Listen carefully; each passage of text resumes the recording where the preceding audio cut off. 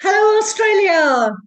I'm Carol Ann Ford, and this is the Sirens of Audio. I'm sure all the Big Finish listeners who spent time with crocodiles in the wild would have been very disappointed as well. It's late at night, guys. I'm really tired and wrecked, so please forgive me. What is it with me loving all this camp stuff?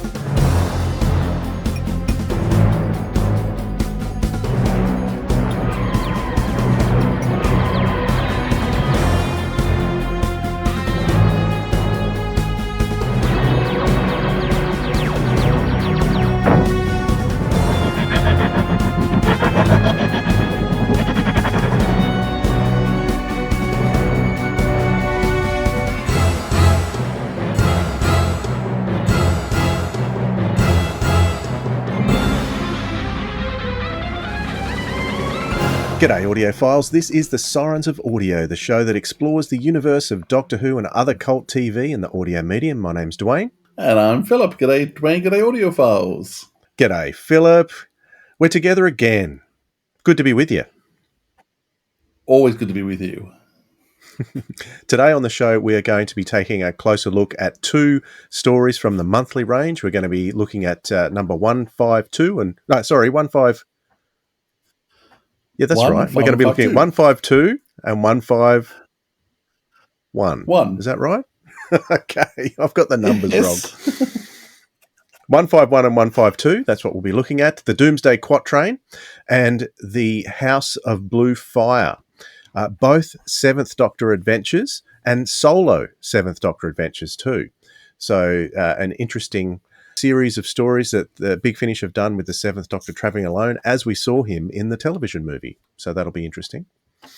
I should mention that it's last chance to grab tickets for Carol Ann Ford in Melbourne and Sydney coming up in just under a couple of weeks' time.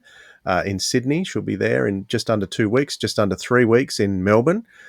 How urgent do you think people should grab their tickets, Philip? Well, Melbourne is just about sold out. I'm holding off, actually closing it down, but I'm not sure I can take many more people because I want to keep that intimate, close environment. So if you've got your tickets in Melbourne, Sydney now is pretty full as well. Actually, I need to talk to the venue over the weekend just to see how many people we can fit in there because we're almost at maximum capacity for the venue in Sydney as well. So yeah, if you haven't got your tickets, you better get them because I'm not sure there'll be any tickets available at the door. Be good to get them because I'm just a bit worried about how we're going. And I've noticed there are still people coming in at the last minute messaging saying, oh, I just remembered to get my tickets. So we have too many of those. Might miss out. So get in fast. That's all I can say. Just say too that we will be announcing the next guest at Sydney. So in a couple of weeks' time, we'll be announcing who the next guest will be next year, next March. I'll give you a bit of a clue for that. But we've already lined up the next guest, and they're very excited to be coming out. You'll find out who they are in a couple of weeks' time. One of the other features of the events is going to be a video presentation during the autograph signings. So instead of showing some episodes or something like that during the autographing session and photograph session, we'll be showing a special podcast that we did recently with Brian Hodgson, who was there with Carol Ann Ford right at the beginning, working on Doctor Who in 1963. He was doing special sound from 1963 to 1972, and we'll be having a big chat with him.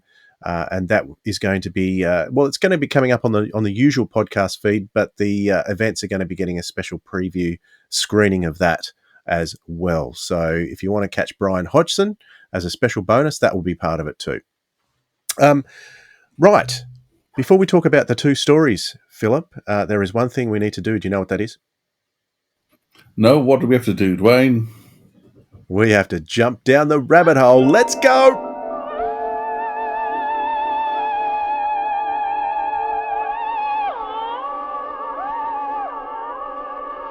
Okay. Now, it's the Doomsday Quatrain that's got me thinking about this rabbit hole topic today.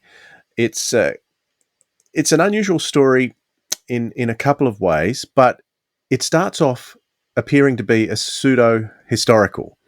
And I want to get your thoughts on... Spoilers! How you No, it's not a spoiler. Not a spoiler at all. I want to get your thoughts on pseudo-historical versus pure historical. Because I have a real soft spot for pure historicals, but there isn't a great deal of them. Do you think there's room for more? And do you think sometimes the pseudo historicals just don't need it? They could just be pure historicals. What are your thoughts? That's a good question. I love the historicals as well, and Big Finish do a number of pure historicals. There weren't that many in the TV series because I think after the Highlanders, you get Black Orchid, and is that it? I'm not sure. Does That's the new it, yeah, series for do any classic. historicals? But what about new series? I'm not sure whether the new series does any historicals. No, I Does don't. new But series there do was anything? opportunity for them to do at least one that sticks out in my mind. Like I think Rosa Yeah, in particular could have been a pure historical, but they turned it into a pseudo historical. I think it would have worked better would have without been that. better. If That it's was that's an example of where much that better, might have actually. worked better. I think, but I think there's room Yeah, for I agree. pure Um, historicals there. Hmm. yeah. So I mean, the first pseudo historical, of course, I think was would that have been the time? What's it called? With the meddling monk. Meddler. That's the first meddler, the time meddler. I think, yeah, and that's unusual. That's a Doctor Who story with the word time in it that is actually good, because nearly every Doctor Who show that has the word time in it isn't good. Yeah, so the time meddler is a great Oh, I example, and don't I know about think that. because it was so successful, the time meddler was so good, so successful that I can understand why they erred that way. I think the pseudo historicals are fun, and we talk about the Doomsday Quatrain because it actually I couldn't remember it. It surprised the heck out of me when we changed, but we'll talk about that later. No, I think there's room for both, and I think more historicals is great, but I do also think that pseudo historical story where you've got that little sci-fi element that sort of nod to the audience about something a bit more amusing. But I mean, I love the historicals and the pseudo historicals because for me they gave me a passion for history. So the reason why I studied modern history and ancient history, the reason why I read so much history and listen to history podcasts is because of Doctor Who. Because when the Doctor went somewhere, I wanted to explore where he went. So a lot of my love for history is because of Doctor Who. What do you think? What do you prefer? I think there is a place for the pseudo historicals. Yeah, the Time Meddler has always been one of my favourite First Doctor adventures, actually. But I really love I love the settings for pure historical. Like for instance, there was a potential opportunity for the 10th Doctor in Pompeii for that to be a pure historical, but that obviously wasn't. Once again, Rosa had potential to be a great pseudo pure historical. Um, so I just think the TV series since Black Orchid just hasn't been brave enough to do it. Whether they think the kids will think it's boring, I don't know. Maybe I'm just getting old and I appreciate stuff like that better. And maybe if I was the younger audience, I would find it boring. But I've always enjoyed the historicals, right from when I was quite young. So uh, I think there's plenty of room for more. And I love when Big Finish does them. I'm thinking of the Peterloo Massacre was one, which was a good one. The Council of Nicaea was a Yeah, great one. And there's others yeah. out there too. Angel of Scutari was another one that was good too. There's a few out there that are really good, and I think there's much more room for more. So I hope that if the TV series comes back, they get a chance to actually do that and put that on screen. Otherwise, we'll no doubt get more pure historicals in time from Big Finish. Mm, I agree. Okay, on that note, let's jump up out of the rabbit hole. We're going to talk about the first story, main range number 151, the Doomsday Quatrain, and I'll read a blurb. When the river is gone, ships shall sail in the sky. Monsters bring fire from the heavens. All will fall into a grey and endless sea, and doomsday has come. Florence, the 16th century. No one thought to pay much attention to the prophecies of the so-called seer Michael de Nostradam, otherwise known as Nostradamus, until the canals of Venice have dried, until the soothsayer's sayings started coming true.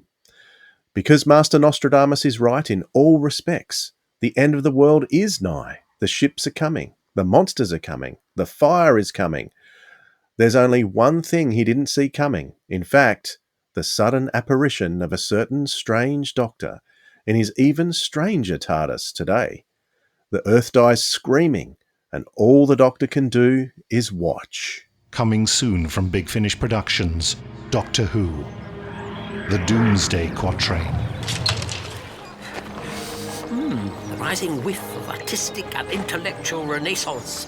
Florence. The finest fashions, as worn by Catherine de Medici herself. And may the plague catch me if I tell a lie. Not today. No.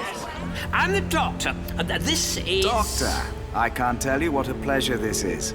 A Time Lord. A true honor. So gratifying to know our achievements are known even on Gallifrey. When the river is gone, ships shall sail in the sky. Monsters bring fire from the heavens. All will fall into a grey and endless sea, and doomsday has come. You are not authorized to renegotiate terms of contract. Crow spokesbeings voice patterns exhibiting signs of extreme agitation. Please! Why are you doing this? Why are you killing us? Practice. All falls into a grey and endless sea. Run! The apocalypse is upon us! Subscribers get more at bigfinish.com. All right, so Philip, I threw this one on you recently to have a re-listen to, and did you remember this one? I actually didn't remember this at all, so it was really lovely to go back and listen to it. This is actually the start of when I stopped getting physical copies. So the last physical CD I bought of Big Finish was 149 with Robophobia. And so by this stage, I'd moved to download. So I don't know why I didn't listen to this more than once, but I didn't. So when this came out in 2011, that was the one and only time I listened to it. So it was actually very nice to go back. I wasn't sure what I was going to think about it. The fact I hadn't listened to it again made me concerned that it wasn't much good. And then I was really surprised how much I enjoyed it. I had remembered nothing about this. And so when it started, I really thought it was a pseudo-historical. And so, I don't know if it's chapter 2, whether it's episode 2, episode 3, when suddenly it stops being what I thought it was and nothing's what you think it is. I was surprised and delighted because it was actually nothing at all like what I expected. I knew there was something strange going on early on with some of the characters, but it wasn't at all where I expected it to go. And who Nostradamus really wasn't what I expected.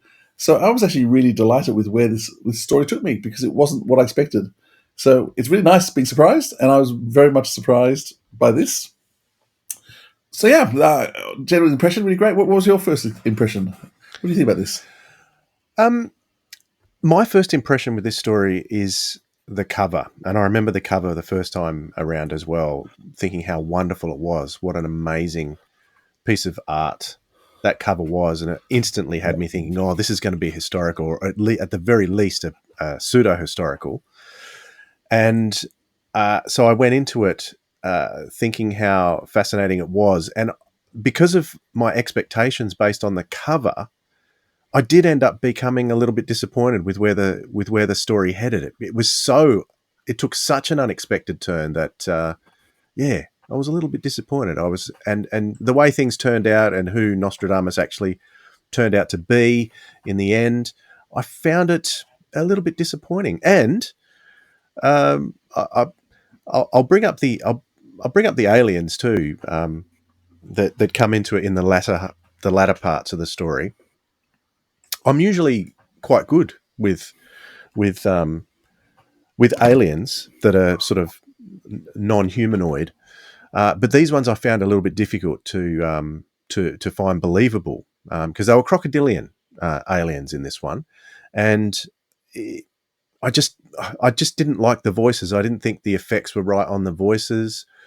I think where Doctor Who has got reptiles really good when it comes to the voices is the Ice Warriors, because if you actually come across a crocodile in the wild, they've got this little low growl that's always underneath that the Ice Warriors always had. They did that perfectly in the TV series, which they don't do here. They're just like human voices with a bit of a growl on them, so they're a little less believable to me.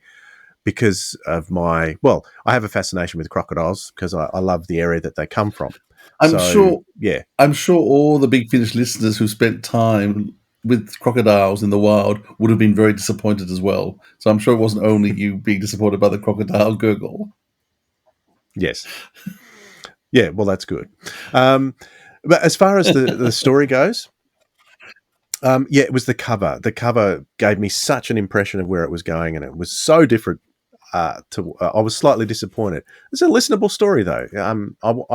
You definitely enjoyed listening to it.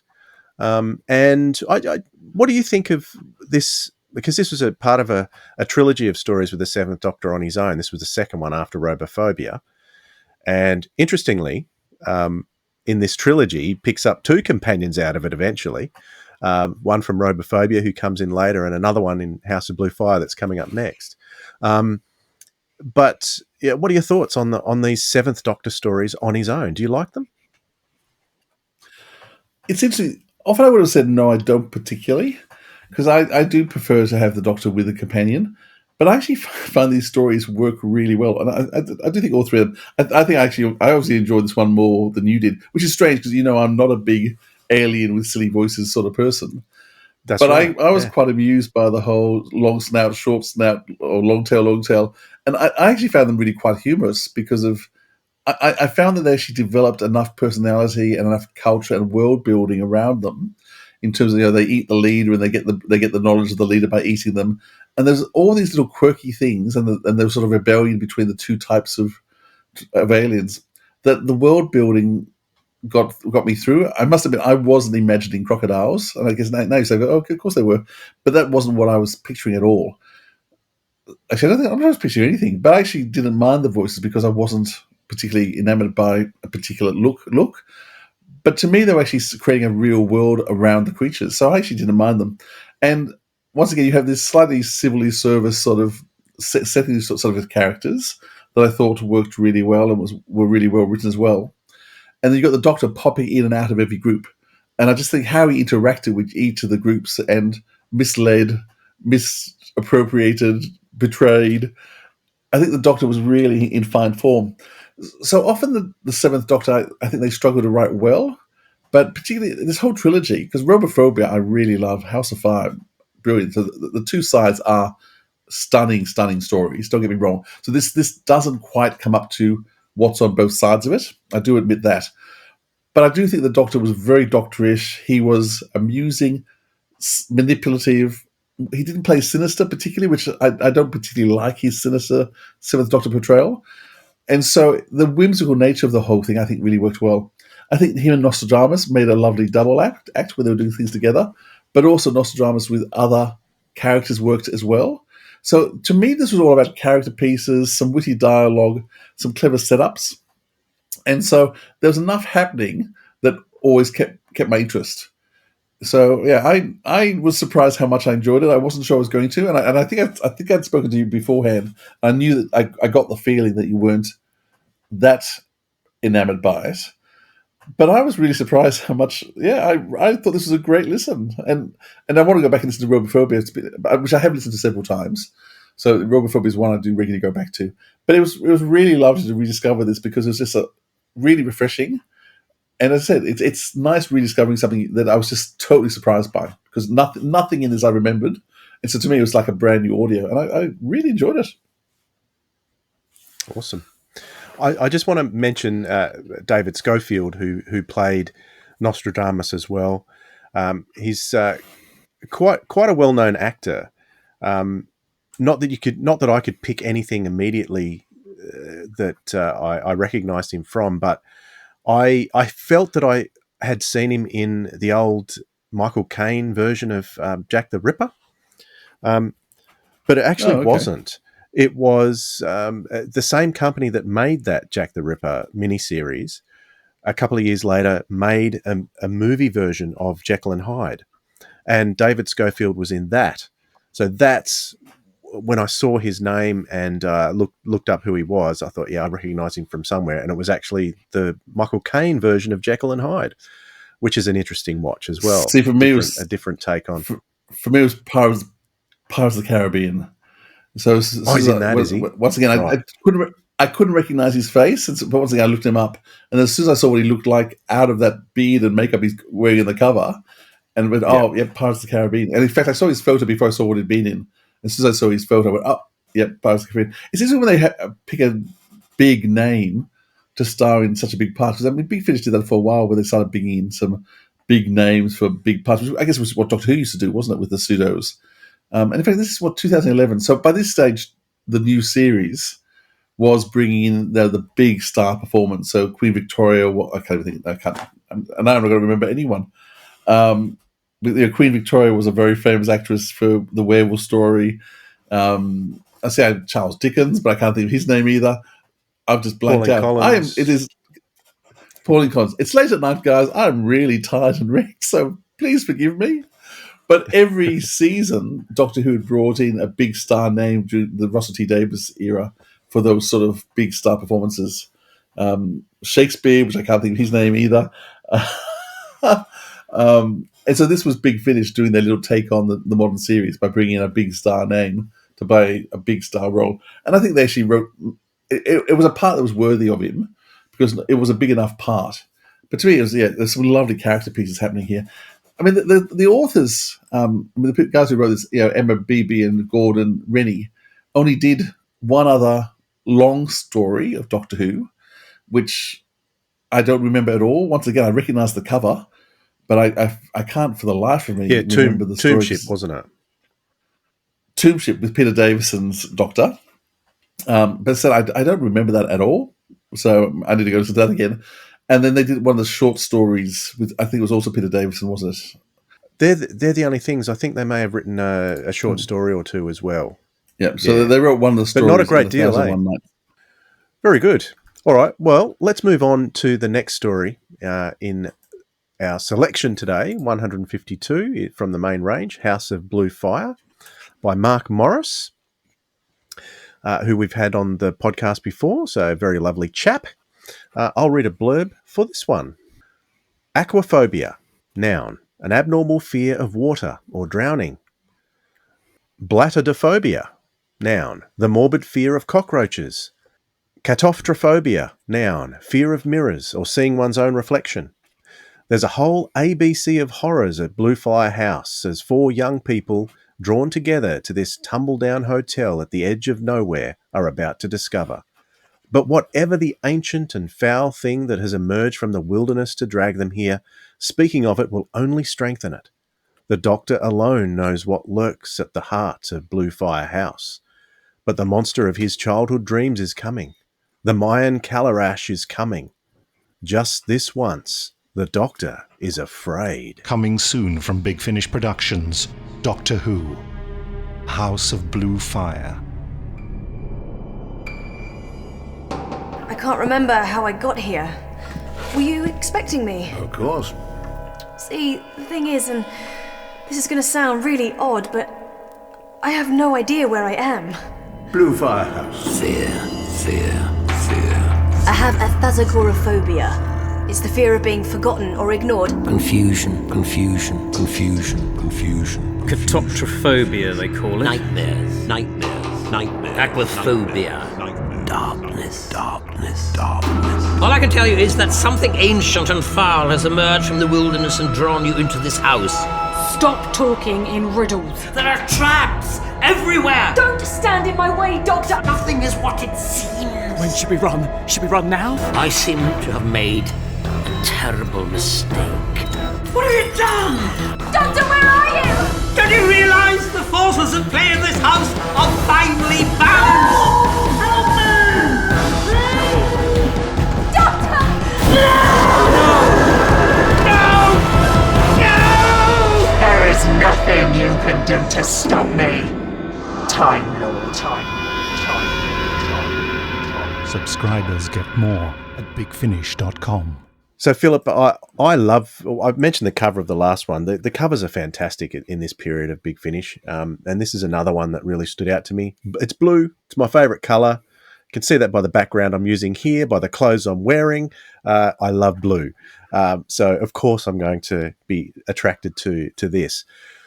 And I had also forgotten, I had remembered how much I love this story, but I forgot the details of it. And I quickly discovered that this is a story of two halves, which I remembered the first half very well, but I had forgotten the second half. So it was refreshing to go back to that. And what a fascinating story it was. I think as far as performances go, it would have to be Timothy West as the standout voice in this one, that carried this story all the way through. Sylvester McCoy is great as usual, of course, and we've got some other interesting some characters as well. Some of them have numbers. We find out a couple of their names towards the end, but they've got numbers for most of this story. But it's kind of a bit of a Sapphire and Steel type mystery at the start of this story. A bit faster than Sapphire and Steel for you though, Philip, because I know it's a bit slow for you. But it's and I love the setting too. You know, in this old house, and you know, Mr. Soames, the butler, played by Timothy West, who's being all mysterious, and all these cast members dealing with their particular phobias and trying to work out why they're there, and then the Doctor turning up in the middle of it. It's kind of a typical Seventh Doctor story that you can't really imagine any other Doctor doing. I think it suits the Seventh Doctor more than any other. What are your thoughts, Philip? Yeah, I think structurally it is actually a bit similar to the story before in terms of it is a story in two parts, in different locations and different worlds going on. But I do think this one does gel together slightly better. And I think you've hit the nail on the head. It's because of the surroundings of the first environment. The Seventh Doctor in an old house. It's Ghost Light. It's Curse of Fenric. It's a lot of the Seventh Doctor era. It picks up a lot of those kind of themes, and also just the Doctor trying to defend the undercast. Once again, very complex characters. I think part of the joy of this story is the characters are so diverse and so different, and they all got to play two roles, which is a great opportunity. So I think the actors get a really great job. They've really cast the voices really well, so there's no doubt what voice is what. Once again, maybe I'm getting old and just getting cranky.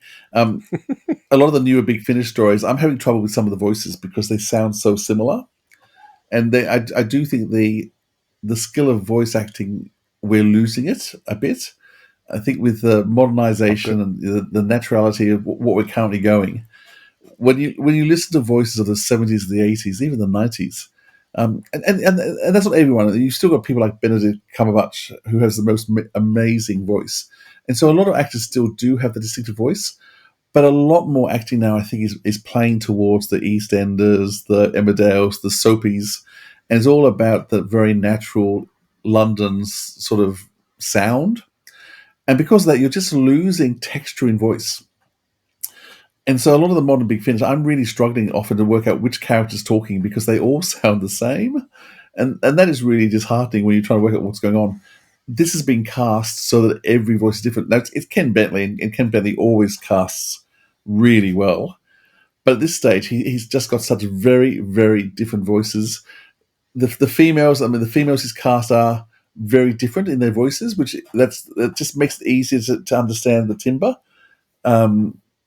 So and the character that really is portrayed really well, and so you've got one particular character who's pretty rough and tumble, and her voice sounds the rough and tumble. You've got other characters who are a bit sweeter in nature, and the voice sounds sweeter in nature. So it's almost like Ken Bentley's typecast voices. So often when you watch a show, you get an idea of what the person's character's like by how they've been cast and how they look. In this case, Ken Bentley really has cast voices, so you kind of know what you're going to get by the voice that you have.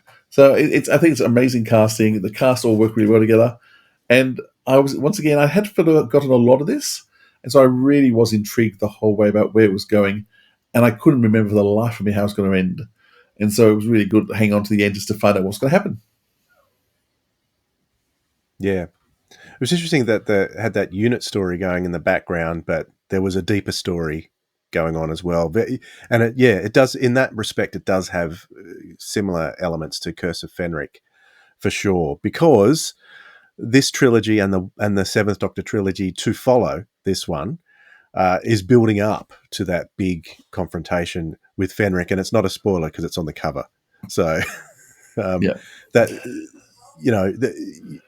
you can really sense this evil from the dawn of time sort of building up again throughout this story with this particular And alien from the Doctor's moving into the past. whole. We are moving into the whole black and white TARDIS storyline, aren't we? Yes. Couldn't. I was waiting to hear whether you heard. I know in Robophobia the TARDIS is white. Is the TARDIS It's black in this described in either one. of these two stories? It's black in It's this black. one. And for a long time, it took me a long time to actually work out that was going on. It was just being dropped in very subtly all the time that there's actually a black TARDIS and a white TARDIS, and what's going on with the two TARDISes. And that the resolution of that bit by bit with the Seventh Doctor and new companions and even some companion chronicle stories to fit in with this black and white TARDIS big picture going on, this arc was really clever. So this is the start of that whole arc happening, and it's just little bits they're just dropping all the time about, and you just listen for the TARDIS color about what's really going on. It's very, very clever.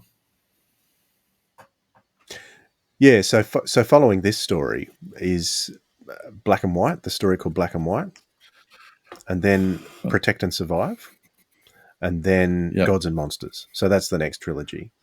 And yeah, we get the extra companion played by Amy Pemberton coming up in this one. And yeah, you mentioned the actress. I can't remember who it was now, but the rough and tumble one. That was the one Miranda Keeling. That was Miranda, was it? Yeah, that was the one voice that grated on me a little bit. I found it a little bit hard to believe her so much. If there was one that sort of dropped the ball slightly, it was Miranda.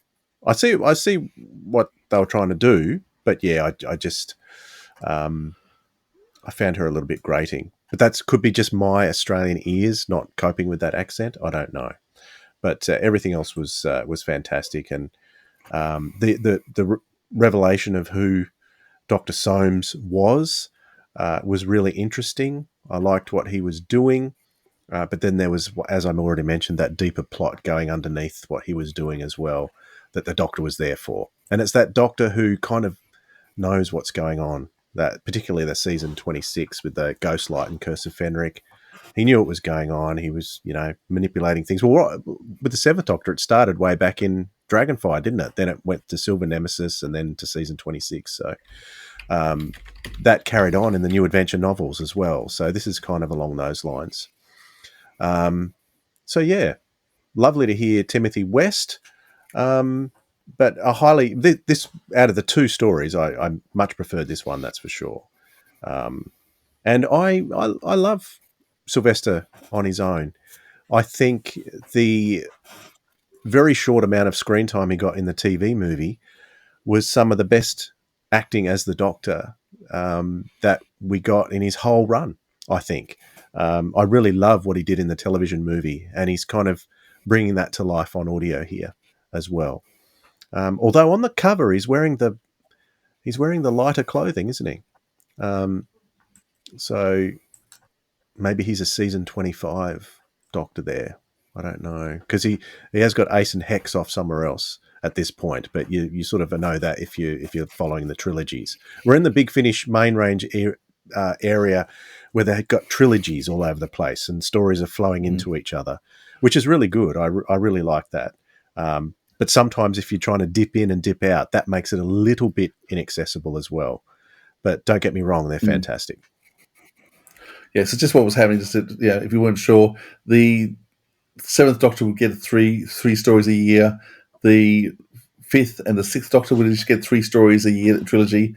Then there'd usually be a trilogy of where they all get one together, with one story each, which is usually with a theme and then a special. And then on top of that was still happening I think they were all one. Have we moved to Lucy Miller stories at this stage with the Eighth Doctor? Because the Eighth Doctor wasn't included in the main range at this stage. The Eighth Doctor had dropped out of the main range and was doing Lucy Miller.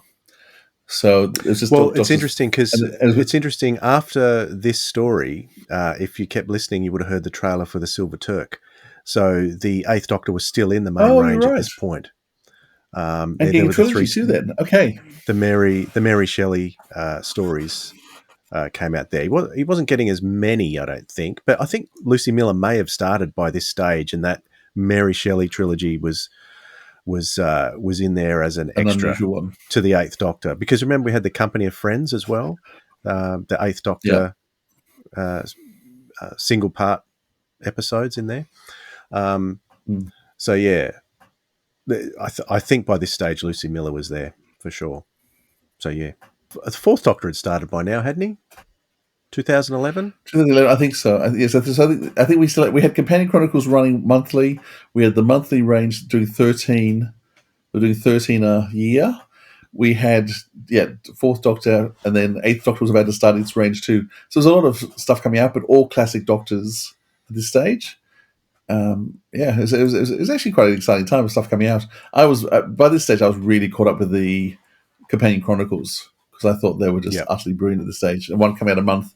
And so they actually, as Dwayne's mentioned, one of these people, Amy Pimpleton, goes on to play a companion. She sort of joins, but it's once again in a backhand sort of way. She's suddenly there in the black TARDIS with another person, and to me, the way I really got to know them well was through the Companion Chronicle, because she got a whole episode to herself with Sylvester McCoy popping in and out through the story, but she really got the whole episode, and you got to know her really well. That was a double too, wasn't it? That was Project Nirvana, which we have covered as one of the we covered the Forge stories, so it was one of those.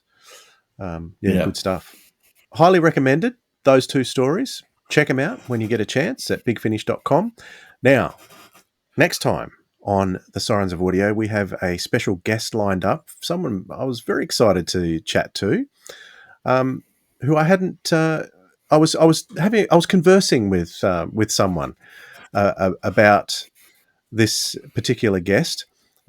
She's only done music on one of the TV episodes, Time Lash, and she did special sound on The Stones of Blood, and that is Elizabeth Parker. She worked for the BBC Radiophonic Workshop for many, many years, but didn't do a great deal for Doctor Who. We're going to talk to her about that. She did a heap for Blake 7, which we are definitely going to be talking to her about for Blake 7 The Way Back. So if you haven't subscribed to that yet, get over to YouTube and subscribe to Blake 7 The Way Back. And, it's on Apple Podcasts too. Everywhere you can get your podcasts, you can find Blake 7 The Way Back. How's that going for you, Philip? You enjoying where we're up to with The Way Back? I am enjoying it. I mean, my head's in several spaces because, up until now, I've been the lazy boy letting you do all the editing and do all the work on Sirens of Audio. And this time I decided, well, no, I'll knuckle down and do it. And so my head's in one I'm trying to edit. I'm preparing for another one. I'm putting others to bed and putting up on YouTube. So I don't know whether I'm coming or going half the time, but it's been a great experience. And you're doing events, and you're planning an overseas trip, and normal family life is happening too. You're right. It's utterly mad, and my job at the moment is horrendously busy. I just want to go to bed, but that's okay. I'm excited. Yeah, we've got more recording to do. We do, and I'm so excited about Carol Ann Ford coming. I can't wait to meet her and to share her with Australian people, because I've never been to Australia before. It's going to be a moment in time. It's going to be amazing. I want to ask you if you have anything you'd like to recommend, Philip, but I feel bad because you sound like you're too busy to watch or listen to anything. No, I will actually recommend something. So I recommend a Big Finish I've been listening to. I've been listening to the new River Song that's come out, and I love Alex Kingston. Like, she's just amazing. There's been a couple of the River Song series more recently I haven't been quite so enamored by, but I'm really finding this box set of 3 stories is just fantastic. So I've been really engaged, listening up. It's building really well. Alex Kingston is utterly, utterly amazing in it, as the rest of the cast. It's just been really well done. So if you haven't got the if you like River Song and a bit of Alex Kingston, the latest box set is just brilliant. So strongly recommended. What are you? Are you listening to anything, Dwayne? No, but I'm going to, have been listening to things, but I'm not going to recommend anything that I've been listening to. I'm going to recommend that before next episode of the Sirens of Audio comes out, either watch Time Lash or The Stones of Blood, just to get you up to speed with the work of Elizabeth Parker. I've been watching Time Lash. I love it. It's bonkers. It's camp. Paul Darrow is in fine form like never before, and I just love it.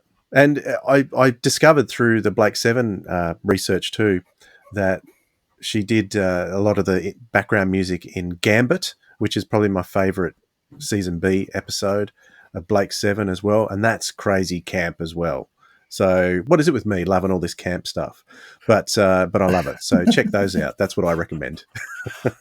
Okay. I mean, and guys, I mean, if you want fantastic Doctor Who Stones of Blood, if you want fun Doctor Who, you know, it's a bit crazy. Time Lash is there. You know what? It's been a long time since I watched Time Lash. I might go and watch that and see what I think. If you got the Blu-ray, watch it with the special effects. It looks great with the new effects. Okay, we'll do. I've got the Blu-ray. I haven't watched it, so I will do. All right, on that note, we're going to wrap it up for this installment of the Sirens of Audio right here. And Philip, it's been wonderful to be in your company for this brief period tonight. And great chatting with you as always as well, Dwayne. We'll catch you all next time. Bye. This has been the Sirens of Audio, an hour review of the Doomsday Quatrain and House of Blue Fire with your hosts Philip Edney and Dwayne Bunny. Theme music by Joe Kramer. Catch up with all the latest info, including news on our live events at sirensofaudio.com. Don't forget to subscribe to our brand new podcast, Blake 7, The Way Back. Contact us via email at sirensofaudio@gmail.com or find us on all our social media at Audio Sirens. Thanks for listening, audiophiles. We'll hear you next time.